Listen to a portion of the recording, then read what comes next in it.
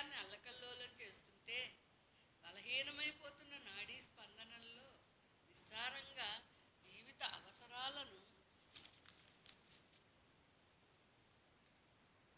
తీర్చలేకపోతున్న పని గంటలు సామాజిక సమస్యల్లో తలదూరిస్తే కూరుకుపోతున్న మనశ్శాంతి మధ్య బరువుని నిలబెట్టాలని ప్రయత్నిస్తూ బరువైపోతున్న యూనిఫామ్ను నిలబడుతున్న వ్యక్తి గౌరవం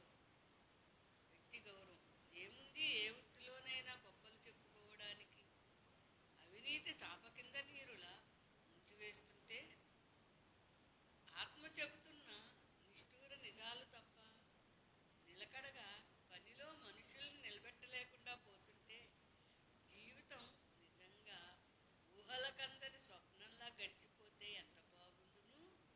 వాస్తవంలో అయిపోతున్న శూన్య పరిస్థితుల చేదు నిజాలు మర్చిపోవడానికి ఇదొక నెక్స్ట్ 42వ కవిత పేరు చాలు.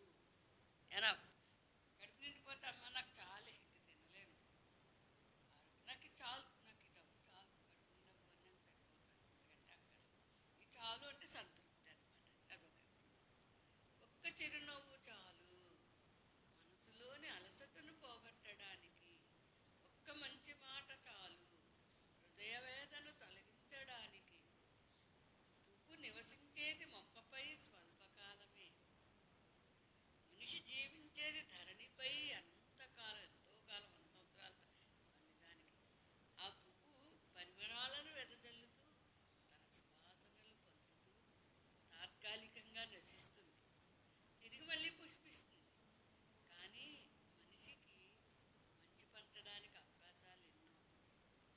తన మానవత్వాన్ని విజ్ఞానాన్ని ప్రపంచంలో వెల్లడి చేయడానికి ఒక్క సూర్యకిరణం చెబుతోంది లోకాన్ని చైతన్యం పంచడం ఏమాత్రం కష్టతరం కాదని. వెన్నెల కాంతి చెబుతోంది చల్లని వెన్నెల